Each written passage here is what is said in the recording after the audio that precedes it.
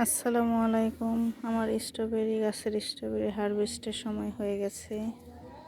এখন না তুললে সম্পূর্ণ পাখির পেটে চলে যাবে, তাই আপনাদের সাথে নিয়ে তুলতে এসে পড়লাম। বিসমিল্লাহির রহমানির রহিম।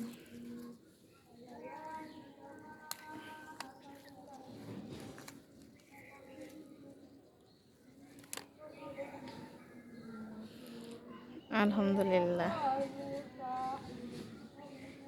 একটা লাল হয়েছে এখানে, এটা কালকে তোলা যাবে, বাকিগুলো এখনো ছোট